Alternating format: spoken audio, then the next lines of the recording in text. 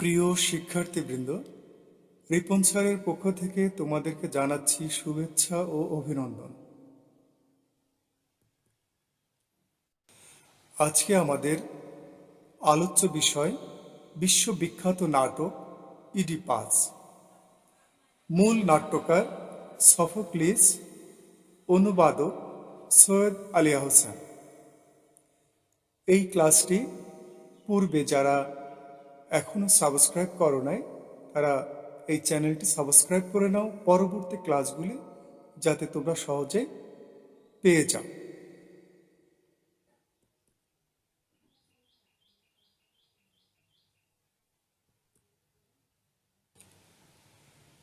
তোমরা দেখতে পাচ্ছ মূল নাট্যকার সফোক্লিস, তার যে মূল বই, সে মূল বইয়ের মূল নাটকের নাম ছিল ওদিপাস প্রেস,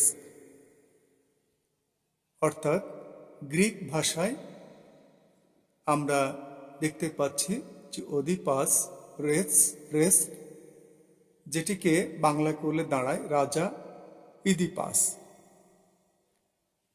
গ্রিক নাট্যকার সফোক্লিস জন্মেছিলেন খ্রিস্টের জন্মেরও 495 বছর আগে এথেন্সের কাছাকাছি কলোনাস গ্রামে। পিতার নাম সফিলাস। সফোক্লিসকে বলা হয় সফল ট্র্যাজেডির জনক। এবারে আমরা দেখতে পাচ্ছি অনুবাদক সৈয়দ আলিয়া হোসেন এবং তার বইয়ের প্রচ্ছদটি আমরা এখানে দিয়েছি, যেটি তোমাদের সিলেবাসের মধ্যে অন্তর্ভুক্ত রয়েছে। অনুবাদক বিশিষ্ট শিক্ষাবিদ, কবি, প্রাবন্ধিক, গবেষক, সম্পাদক, অনুবাদক ও জাতীয় অধ্যাপক সৈয়দ আলী হোসেন 1922 খ্রিস্টাব্দের 26 মার্চ বর্তমান মাগুরা জেলার আলুকদিয়া গ্রামে এক সম্ভ্রান্ত পরিবারে জন্মগ্রহণ করেন। তিনি 1949 খ্রিস্টাব্দে ঢাকা বিশ্ববিদ্যালয়ে বাংলা বিভাগে প্রভাষক হিসাবে তার কর্মজীবন শুরু করেন। 1960 থেকে 1967 খ্রিস্টাব্দ পর্যন্ত বাংলা একাডেমির পরিচালক হিসেবে দায়িত্ব পালন করেন। তিনি জাহাঙ্গীরনগর বিশ্ববিদ্যালয় ও রাজশাহী বিশ্ববিদ্যালয়ের উপাচার্য হিসেবে দায়িত্ব পালন করেছেন। 1989 খ্রিস্টাব্দে তিনি জাতীয় অধ্যাপক হিসাবে অভিষিক্ত হন। 2002 খ্রিস্টাব্দে 25 জুলাই তিনি ঢাকায় মৃত্যুবরণ করেন। আমরা এই জাতীয় অধ্যাপকের অনুদিত নাটক ইডিপাস আমাদের আজকের আলোচ্য বিষয়।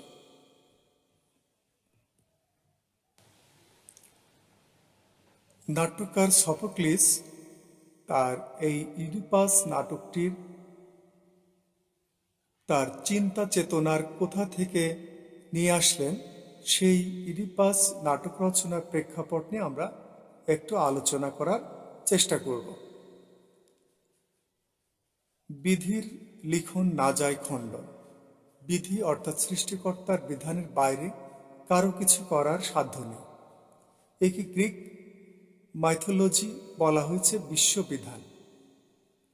বিশ্ববিধানে মানুষের হাত নেই।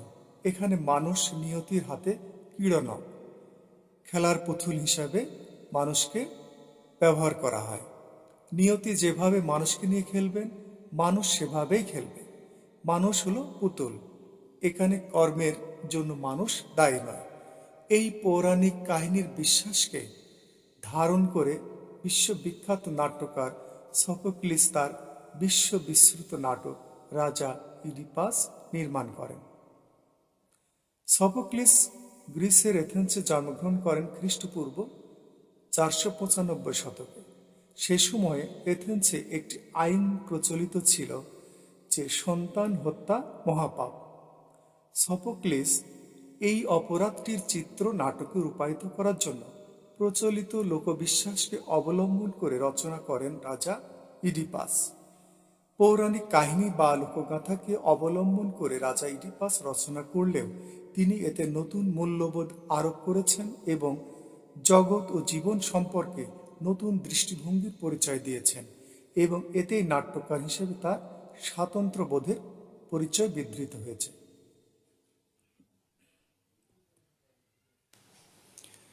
নাটকের মধ্যে যে চরিত্রগুলি রয়েছে সেগুলি আমরা উপস্থাপন করছি। ইডিপাস, থিবিস রাজা, জোকাস্টা ইডিপাসের স্ত্রী, ক্রিয়ন জোকাস্টার ভ্রাতা, টিরেছিয়াস অন্ধ ভবিষ্যৎ বক্তা, যাজক, থিবিস মেষপালক, প্রতিহারী, রাজার পরিচারকবৃন্দ, রানীর পরিচারকবৃন্দ, থিবিস নাগরিকদের কোরাজ।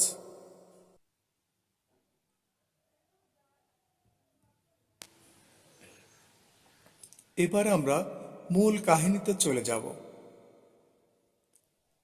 থিবিসের রাজা লেয়াজ, জোকাস্টা তার স্ত্রী। বহুদিন সন্তান না হওয়ার কারণ জানতে রাজা লেয়াজ একাকী ডেলফির মন্দিরে যান। দৈববাণী শোনা গেল যে তার এই সন্তান না হওয়ার দুর্ভাগ্যকে তার আশীর্বাদ মনে করা উচিত, কেননা জোকাস্টার গর্ভজাত এবং তার ঔরসজাত সন্তান এককালে তার হত্যাকারী হবে।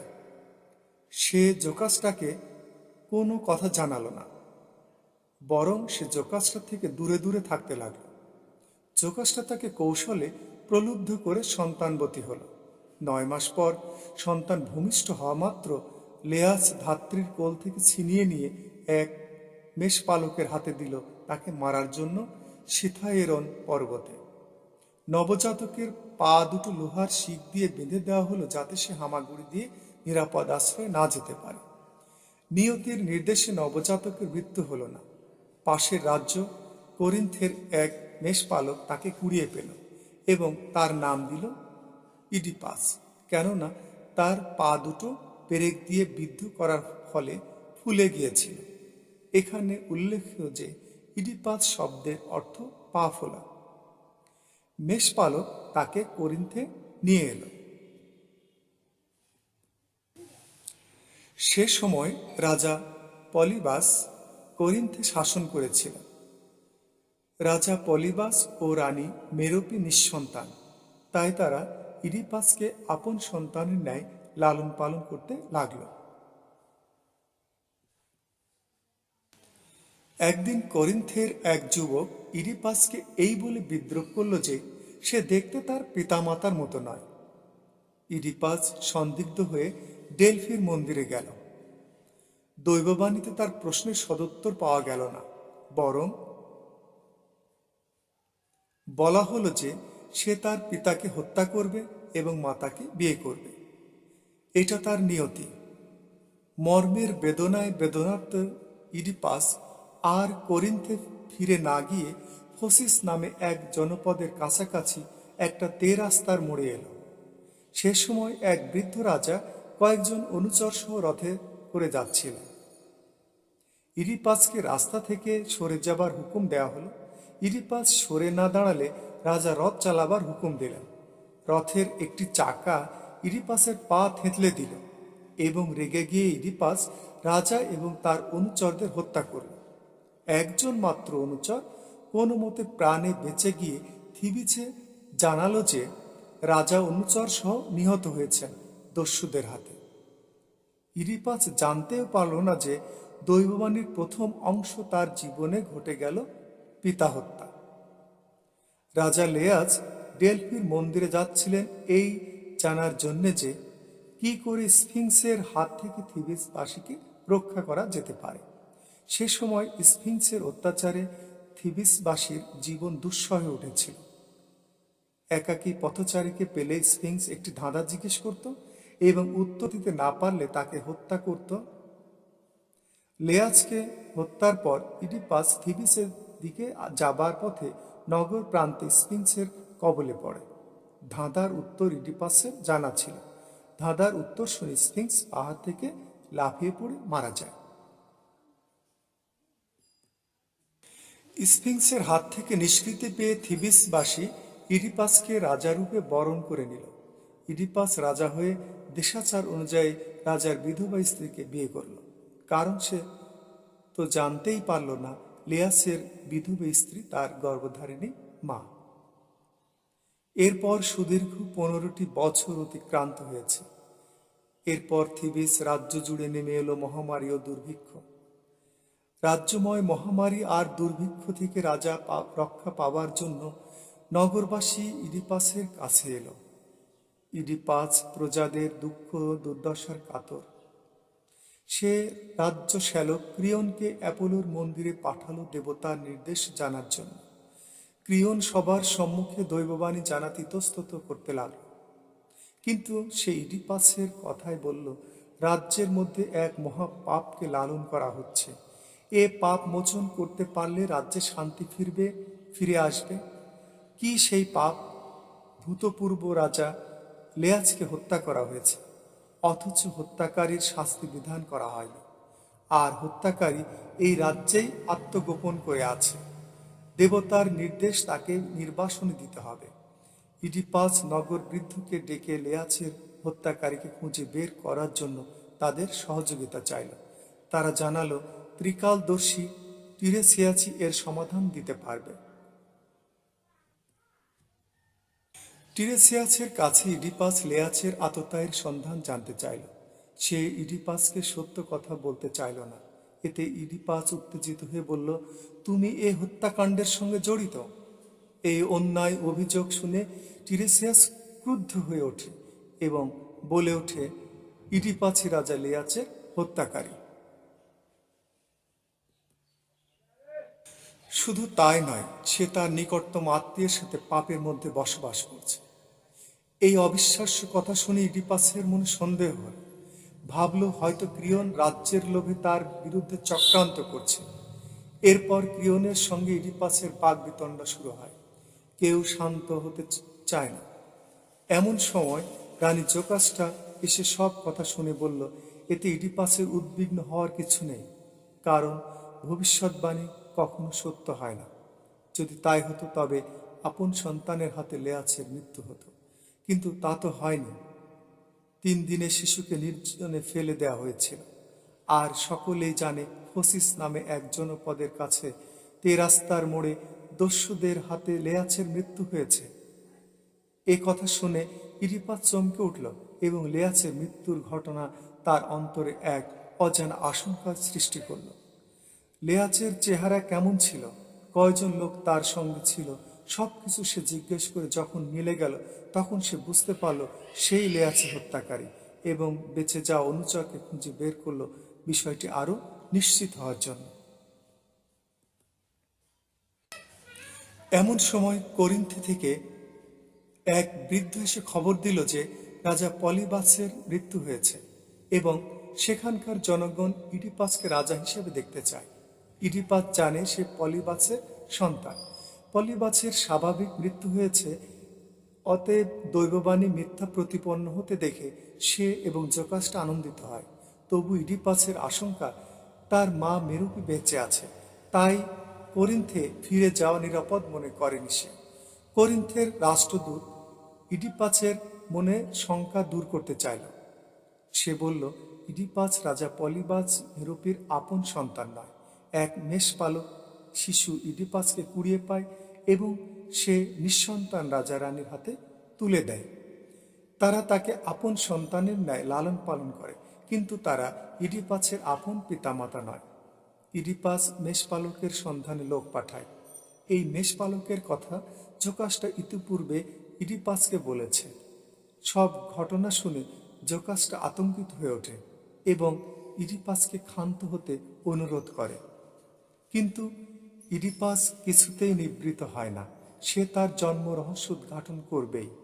কিন্তু জোকাস্টার কাছে সবকিছু দিবালোকের মতো স্পষ্ট হয়ে যায়। সে অস্থির উন্মাদনা নিয়ে চলে যাবার আগে বলে গেল, অন্ধ, তুমি অন্ধ। হায় রে অভাগা, তুমি যেন কখনো না জানো তুমি কে। জোকাস্টা উন্মাদিনীর ন্যায় প্রাসাদ অভ্যন্তরে চলে গেল। জোকাস্টার এরূপ ব্যবহারে ইডিপাস ভাবল, হয়তো কোনো নিচু ঘরের সন্তান সে। তবু সে জন্ম রহস্য জানার জন্য উঠে পড়ে লেগে গেল। মেষপালক এলে দেখা গেল এই একই লোক ফসিস থেকে পালিয়ে এসে লেয়াচের মৃত্যু সংবাদ দিয়েছিল। প্রথমে সে কোনো কথা বলতে চাইল না, কিন্তু ইডিপাসের শাস্তির ভয়ে সে সব কথা খুলে বলল ইডিপাস তার জন্ম ও জীবনের নিষ্ঠুর সত্যের মুখোমুখি হয়ে এক মর্মভেদী অসহ্য যন্ত্রণায় চিৎকার করতে লাগল। রাজপ্রাসাদের অভ্যন্তর থেকে ভেসে এলো জোকাস্টার হৃদয়ছেদী নিদারুণ আত্মচিৎকার। কিছুক্ষণ পর এক অনুচর এসে জানালো নিদারুণ লজ্জা, অপমান ও বেদনায় জোকাস্টা আত্মহত্যা করেছে, আর ইডিপাস তারই পোশাক থেকে একটি কাঁটা খুলে নিজের চক্ষু নিজেই উপড়ে ফেলেছে। পথ হাতড়ে বেরিয়ে এলো অন্ধ ইডিপাস। নিজের শাস্তি নিজেই মাথা পেতে দিল। স্বদেশ থেকে দূরে, বহুদূরে নির্বাসনই তার একমাত্র শাস্তি। বালিকা কন্যার হাত ধরে বেরিয়ে যায় হতভাগা ইডিপাস। সকলের কণ্ঠে ধ্বনিত হয় এক মর্মস্পর্শী বাণী। অলঙ্ঘ্য নিয়তির নিষ্ঠুর পীড়নে জীবন যৌবন ধনমানের ব্যর্থতার হাহাকারে পিষ্ট ইডিপাসের জীবন কাহিনী। ইডিপাসের শেষ প্রশ্নে কোরাস বলেছে নাটকের শেষে, শিখে নাও জীবনের শেষ অভিজ্ঞান এ নশ্বর মানব জীবনে। মানুষ প্রতীক্ষা করে শুধু তার আপন নিয়তি। যতক্ষণ কবরের অন্ধকার সে না দেয় সবলে টেনে জীবনের জ্যোতি, ততক্ষণ কেউ সুখী নয়, কেউ সুখী নয়, কেউ সুখী নয়। ধন্যবাদ। সুন্দর আগামীর প্রত্যাশায় আমাদের পরবর্তী ক্লাস ইডিপাস চরিত্র। তোমাদেরকে সবাইকে আমন্ত্রণ রইল।